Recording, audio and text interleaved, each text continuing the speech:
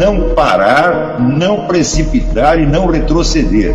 Então dizer para esse cara, sabe quando nós vamos parar? Nunca.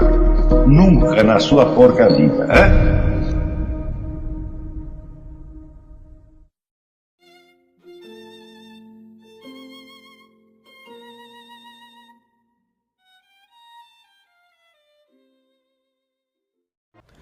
Quando você vê a história do Brasil do último meio século, ela se compõe, primeiro, da bibliografia comunista usual, quer dizer, feita pelo pessoal do PCB, do PCdoB, do PT, né, repetindo, vamos dizer, as mesmas histórias de sempre, né, com indícios ou sem indícios.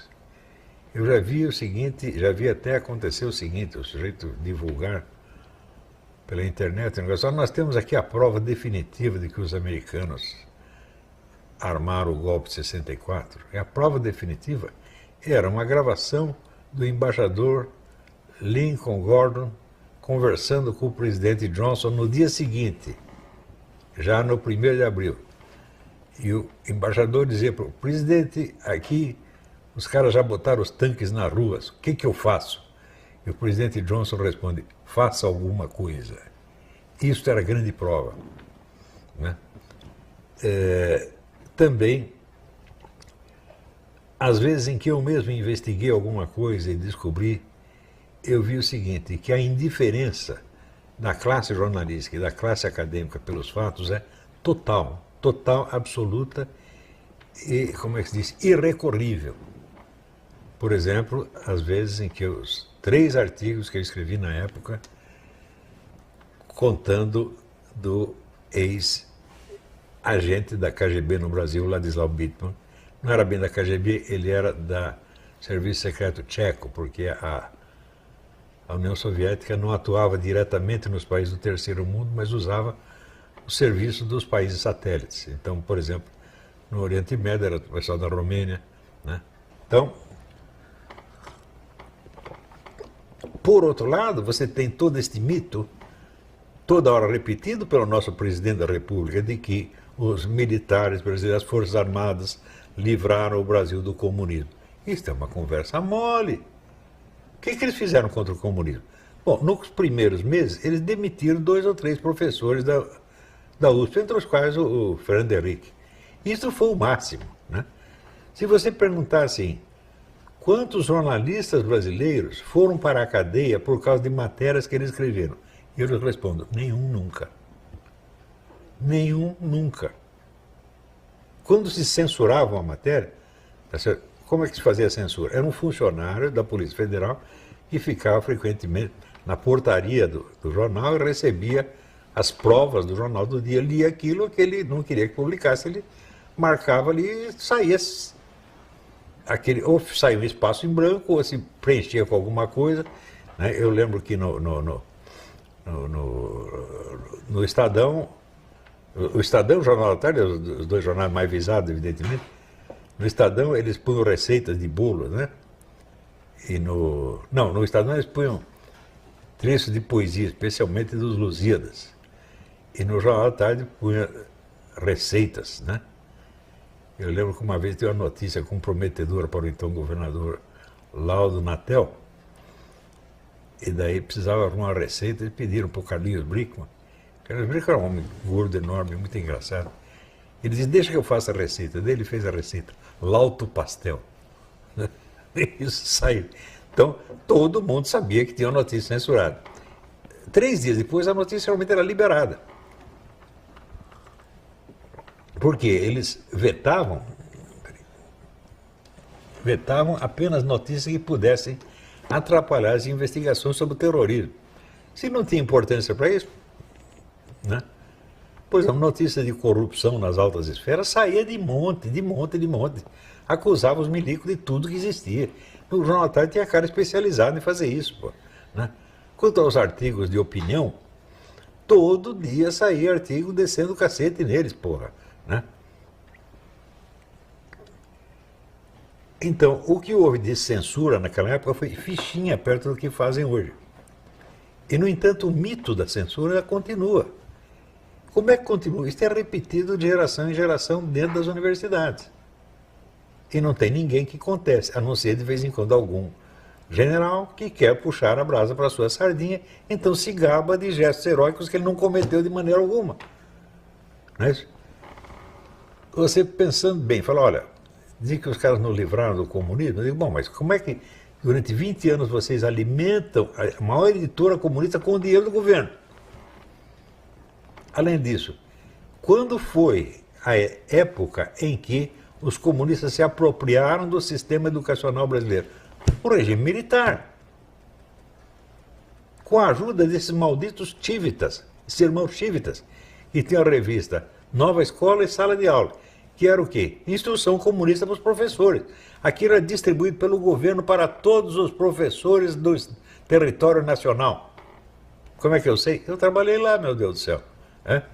Então, e quando eu fazia alguma matéria que não era muito comunista, o Tiviton, eu esqueci qual deles que era, reclamava, ele está imitando o Paulo Francis. Então, meu Deus do céu, se você sabe ler, né, qualquer pessoa que conheça o estilo do Francis, conhece o meu, fala, se tem uma coisa que não tem absolutamente nada a ver com o outro, é aí, né? E eu também, as minhas ideias também não tem absolutamente nada a ver com as do Francis, exceto as ideias que eu botei na cabeça dele. Na minha cabeça ele não botou nenhuma. Não. Então isso é só para dar um mostruário, um breve mostruário, né, do reino da fantasia, que é a discussão política nacional. Então a primeira coisa que vocês têm que fazer é parar de prestar atenção nisso. O que o senador falou, o que o general falou, o que o presidente falou, não tem a mais mínima importância. Vocês têm que ver, em primeiro lugar, assim, levem em conta aquele esquema que eu falei das camadas da personalidade.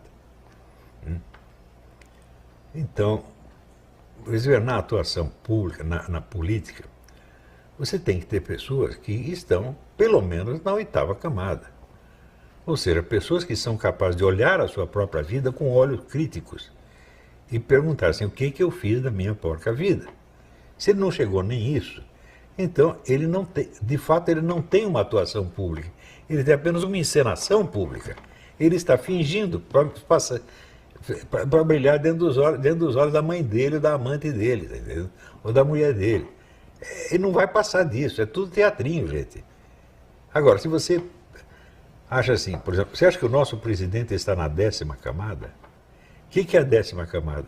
A 10ª camada é a visão correta de toda a estrutura social e do seu lugar dentro dela. Você acha que ele tem? Claro que não tem. Você acha que algum ministro tem? É claro que não tem. Você acha que algum deputado ou senador tem? Não tem. Você acha que algum professor universitário tem? Não tem. Eu tenho. Eu provei que tenho. Por quê? Porque eu fui capaz de fazer um plano e botar esse plano em ação e obter o resultado que eu queria. Ou seja, eu provei que eu sei como funciona a sociedade brasileira e qual é o botão que você tem que apertar para desencadear certos efeitos. Não foi efeito total, que eu jamais planejei o efeito total. Algum dia eu fiz um plano de, não, eu vou tirar os comunistas do poder e botar um partido de direita. Nunca fiz isso. O meu plano foi simplesmente mudar o panorama cultural, abrir um rombo dentro da hegemonia e permitir a discussão. Isto eu inventei e isto eu fiz. E o sujeito não tem que provar que ele sabe fazer aquilo que ele já fez. Tá certo? Então, pessoas que têm, vamos dizer, uma camada 10 no Brasil, eu conheço eu mesmo. O falecido Paulo Mercadante também. Ele entendia a sociedade brasileira muito mais profundamente do que parecia. Tá certo? Quem mais? Praticamente mais ninguém. Tinha pessoas que às vezes tinham um relance, uma sacação, né? Como o falecido Gerardo Melo Mourão, ou outros, ou o próprio Enio Silveira. O Enio Silveira era um homem inteligentíssimo, né? Então, às vezes entendia o que estava acontecendo. O que estava acontecendo na escala nacional, não na escala, como é que diz, bairrística dele, né? Quer dizer, sabia para onde ia o país e sabia qual era o botão que ele tinha que apertar para o país ir para o lado que ele queria. Tá certo? Então, eu sei fazer isso. Tem alguém no Senado Federal que sabe fazer? Não tem. Tem alguém nas Forças Armadas que sabe fazer isso? Não tem. Então, gente, nós estamos lascados, essa que é a verdade. Toda a discussão política brasileira é besteira, só besteira, é só pose, tá certo? Ajudada pelo pessoal universitário. E ajudada também pelo pessoal da direita que não é capaz de fazer um trabalho historiográfico sério, né? E usa, ambos lados usam a historiografia como propaganda. Né? Você só tem propaganda comunista por um lado e propaganda corporativista das glórias do Exército Nacional do outro lado. Porra, né? O primeiro historiador profissional que tentou fazer algo que ia um pouco contra, né, os mandamentos divinos do Partido Comunista foi o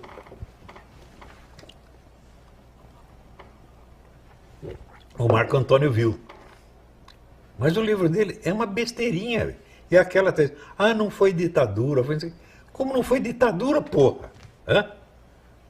Eu vi o número de gente que foi preso na época, eu vi. Claro que era uma ditadura. Era dita branda comparado com o que tem agora. Hã? Porque agora basta você dar uma opinião, você está na cana. Naquela época não tinha isso. Eles prendiam gente que estava ligada ao movimento. Né? Eu tive parentes e contraparentes que foram presos porque estavam no grupo do Marighella. Um deles era o homem que consertava as armas para o Marighella. Portanto, é um homem responsável por muitas mortes, evidentemente. Né? Esse foi para a cana. Né? Daí, mais tarde, ele foi exilado para a Suécia. Né? Primeiro foi para o Chile. Daí, no Chile, deu aquele rolo. O embaixador sueco catou ele, catou a família inteira, mandou para a Suécia. Deu emprego, deu residência, deu aposentadoria. Tudo maravilha, maravilha. Passado 2 anos, está o homem de volta no Brasil. Encontra ele na rua. Fala, ô, senhor Antônio, o que você está fazendo aí? Os milicos vão pegar você. Ele disse, eu prefiro ser pego pelos milicos do que viver na Suécia. Eu falei, por quê? Ele disse o seguinte, lá eu estou vendo televisão, vem meu neto, muda o canal. Se eu reclamo, ele vai na delegacia e os caras vêm me prender. Eu não quero viver lá, prefiro viver aqui, o sujeito preferia ser preso pelos milicos brasileiros, ele seria melhor tratado do que na Suécia. Isso eu não estou inventando, bicho. Eu vi e ouvi. Né? Um personagem que eu não conhecia ele profundamente, mas era um contraparente meu. Né? Então, também é o sujeito, vamos dizer, que tinha armas escondidas no quintal dele.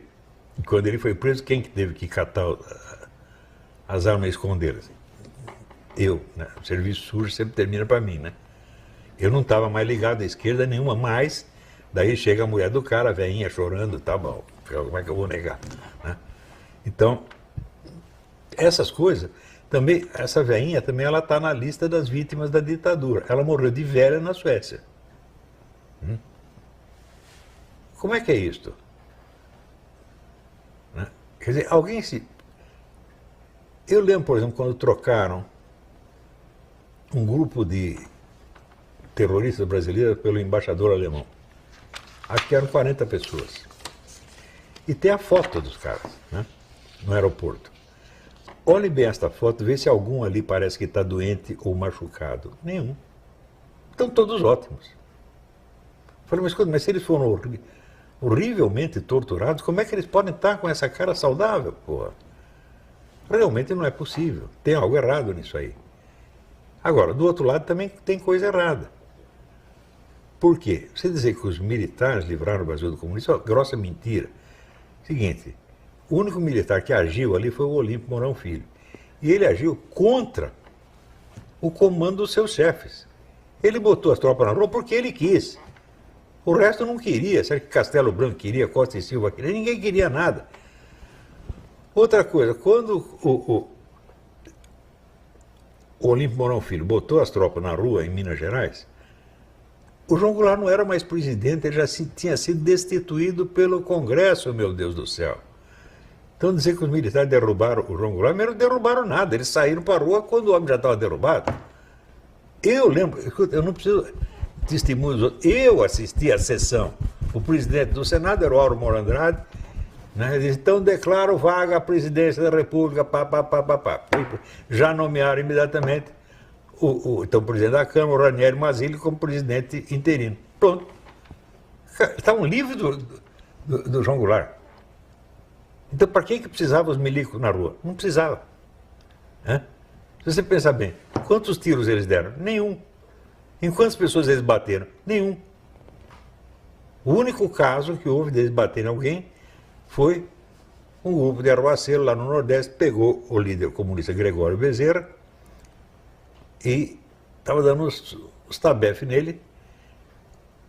E daí o comandante do quartel, que era o general Hélio Biapina, viu aquilo e foi lá, soltou, libertou o Gregório Bezerra, levou para a cadeia para os caras não matarem ele. Né? E a lenda comunista diz que foi o general Hélio Biapina que maltratou ele. Eu acreditei nisso durante 30 anos, até que um dia eu vi as cartas da família do Gregório Bezerra agradecendo ao general Hélio Biapina por ter salvado o cara. Isso foi a única violência que houve no dia 31 de março para 1º de abril. Não houve nada. Houve também o general César Montanha, tomou um forte no Rio de Janeiro, dando uma porrada na cara do sentinela. Falou, sai daí, pá! E tomou um cara sozinho, um velhinho, tomou o forte, pô. Isso foi tudo. Ora, violência começa a partir daí. Quem começa a violência? Os comunistas começam.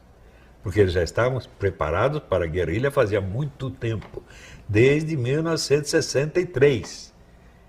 Que Cuba mandava dinheiro para o pessoal das ligas camponesas, chefiada pelo Francisco Julião, e ele montou então a guerrilha já em 63. Inclusive no famoso debate com o João Pedro Stedley, né, ele disse, os líderes de 64 mataram todos os líderes da Liga Camponesa. Eu falei, cala a boca, burro, isso foi em 63, não tem nada a ver com 64. Né? Ele tem que ficar quietinho, né? Ele saiu dizendo, se eu soubesse que ia ser tratado assim, eu nem via. Eu falei, não é para vir mesmo, vai pastar, vai falar besteira lá para sua mãe. Né? Então, você vê, eu estou nesse negócio, vai fazer 40 anos. Eu não levo mais nada a sério. O brasileiro não leva mais a sério. Desculpe, não dá. Os brasileiros sérios que eu conheço são todos meus alunos. Pessoas das quais eu tenho muito orgulho, como o Silvio, o Bernardo, né? Os Weintraubs, né? O Ernesto Araújo. Ernesto não estava presente, não foi, mas eu gostaria que ele estivesse. Porque se você somar todos os ministros que sobraram no governo Bolsonaro, todos eles juntos não são dignos de engraxar o sapato do Ernesto. Não são intelectuais, não são pessoas de estudo. Pode ter um ou outro administradorzinho bom lá. Administrador medíocre que não rouba. Isso no Brasil já basta para fazer do sujeito um santo. Ele é beatificado. Aliás, o próprio Bolsonaro é beatificado porque ele não rouba. Claro que não rouba. Todo mundo sabe disso. Né? Daí aparece lá, o chofer do filho dele fez não sei o quê. Vê o que eles têm que buscar para tentar, né, emporcalhar a imagem do cara. Bom, o problema é que todo o conservadorismo francês, né, tem uma tara de nascença que é o antissemitismo. Né? Eu remonto ao tempo do caso Dreyfus e tem aquela birra do Henri Drummond contra os judeus, e isso não sarou até hoje. Agora, a direita americana só tem judeu, pô. Então como é que vai ser isso? Como é que vai ser essa conversa? Né? Alguém vai ter que mudar de ideia. E quem vai ter que mudar de ideia é a intelectualidade francesa, evidentemente. Né? Não porque o conservadorismo americano é muito mais poderoso do que o francês. Aqui os caras conseguem alguma coisa, conseguiram eleger um presidente, pô. Aí os caras não conseguem eleger um prefeito de cidade do interior. Né? Então, esse conservador francês, eles têm que largar de ser tão orgulhosos e presunçosos e aprender a falar, olha, nós erramos muito. Pelo menos, veja, na Primeira Guerra, eles tinham ódio dos judeus porque eles achavam que os judeus eram espiões alemães. E foi o que aconteceu com o Dreyfus, exatamente. Né? Quando, na guerra seguinte, os alemães começam a matar judeu, era hora de os franceses acordar, falar, peraí, esses judeus aí já não são aqueles de antigamente, entendeu? Mas eles não acordaram até agora. E eu ainda vejo resíduos desse, né? Não no Zemmour não vi isso, mas em outros autores, que eu não quero citar os nomes, você vê um resíduo disso aí. E isso impede um diálogo, né? Porque o sujeito chega aqui nos Estados Unidos, vai lá qual é o principal teórico da direita americana? David Horowitz, né? Qual é o maior estudioso de perseguição anticristã no mundo? É outro Horowitz, né? Acho que é Irving Horowitz, né? Então, pô, como é que vai ter diálogo aí, né? Então eles tinham que fazer uma espécie de um exame de consciência, né? Para ver que, assim, de fato, não houve prova nenhuma de que na Primeira Guerra os judeus colaborassem com a Alemanha. Não teve. Talvez o Dreyfus tivesse colaborado mesmo, não sei. Eu acho que até hoje essa discussão não chegou a uma conclusão. Mas é um cara, pô. Mas se você lê o livro do Drummond é um escritor muito interessante, muito inventivo. Mas ele babava ódio contra os judeus. Impressionante. É um fetichismo, né? Não que o judeu seja sempre santinho, claro que não é. Mas é um antissemitismo sistemático, é coisa de maluco, né? Então, você veja, de cara, vamos dizer o seguinte, um povo nunca é um agente histórico. Isso é fundamental. Você não pode dizer, os judeus fizeram isso, ou os turcos fizeram isso, ou os russos fizeram aquilo. Povos não são agentes históricos. Povos são o cenário dentro dos quais os verdadeiros agentes agem, né? Então você tem que dar os nomes das pessoas. Seu fulano, tal grupo, tal outro grupo. E não tem como generalizá-los racialmente. Não é possível isso, né? Por exemplo, você pega qualquer desses esquemas de poder globalistas, aonde que você vai encontrar neles uma homogeneidade nacional ou racial? Não tem. Você está entendendo? Então, você fala, por exemplo, sei lá, tem o Jorge Soros. Mas que todo mundo que está metido com o Jorge Soros é judeu? Claro que não. Ali tem americano, italiano, alemão, tem tudo misturado, pô. Qualquer esquema de poder é realmente assim. Então você não pode pegar uma nação inteira e imaginar que ela seja um agente histórico. Por quê?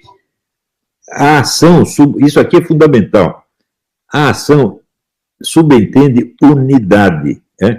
É possível haver uma unidade ideológica, estratégica e tática que envolva um povo inteiro? É claro que não. Você não pode convocar um povo inteiro para uma reunião secreta para planejar uma ação. Isso não existe, né? Então, esse pensamento metonímico que, por exemplo, você quer designar determinados grupos e você fala, os judeus fizeram isso, você está designando um determinado grupo pela raça dos outros, que a raça que é deles e a dos outros também. Então você vai errar, certamente. A principal coisa é assim, não existe ação sem agente. Então, quando você vai descrever uma ação, você tem que dizer quem praticou a ação. Quem especificamente, não nomeá-lo pelo nome da raça dele. Isso aí só cria confusão, porra, né? Deu para entender? Você vê, a direita americana é muito receptiva, muito simpática, muito humana. Não vai ter problemas, né? Se os caras procurarem ajuda aqui, eles vão obter. Mas você não pode chegar com essas conversas de antissemita que aí não pega, porra. Teve um ponto aí que o senhor evocou que me lembrou uma pergunta, que o senhor fala, povos não são agentes, né? E é muito comum que o francês, que eles chamam de francês raiz, né, français de souche, ele se sinta invadido, obviamente, por essa massa imigratória que está chegando, sobretudo de povos árabes e muçulmanos, e um sentimento de xenofobia mesmo comece a ocupar a mente do francês raiz, né? Nesse sentido, sabendo que um povo não é um agente histórico e que a gente não está lidando, quando a gente lida com um árabe ou com um muçulmano, a gente não está lidando com o povo árabe, nem com o povo muçulmano, mas com um indivíduo, como que o senhor aconselha que a gente enxergue essa questão, assim, de estar sendo invadido por povos, né? Não podemos negar isso, mas no trato cotidiano a gente não está lidando com o povo inteiro, mas com um indivíduo. Como equacionar isso aí? Você viu, um dia nós estávamos viajando aqui, estávamos viajando para o Alabama, e fomos de trailer, né? carrinhos puxando o trailer e tal. E nós paramos num posto de gasolina, né? E tinha lá o negão nos ouviu falar numa língua estrangeira, começou a fazer um discurso. Esse estrangeiro, filho das putas, veio aqui para tomar nosso emprego. Eu não estou tomando emprego de ninguém, mas ele ouviu, né, o discurso em língua estrangeira e entendeu que nós éramos invasores. Eu não sou nem imigrante nem invasor, não estou tomando emprego de ninguém, eu vivo do Brasil, né? Então, isso aí é tudo uma confusão, quer dizer, eu chamo de pensamento metonímico. Quer dizer, você não sabe exatamente quem é o agente do qual você está falando, você o designa por uma qualidade genérica, que pertence a ele e a outros. Isso aí é a confissão de que você não sabe do quem está falando. Tem que fazer é identificar as pessoas e grupos reais que estão promovendo isso ou aquilo, né? O povo que serve de massa de manobra para ele não é culpado do que ele está fazendo. E nem tem consciência do que está fazendo. Você imagina se o cara que está procurando, sei lá, né, por exemplo, ali na Inglaterra está cheio de grego, né? É um monte de grego lá para arrumar emprego. Porque você sabe, em inglês não gosta de trabalhar, ele gosta que os outros trabalhem para ele. Enquanto ele fica lá jogando cricket, ou apostando em corrida de cavalo e enchendo a cara, né? Então vai o grego lá, porque lá tem emprego, e daí o inglês fica com raiva do grego, que está fazendo o serviço dele, né?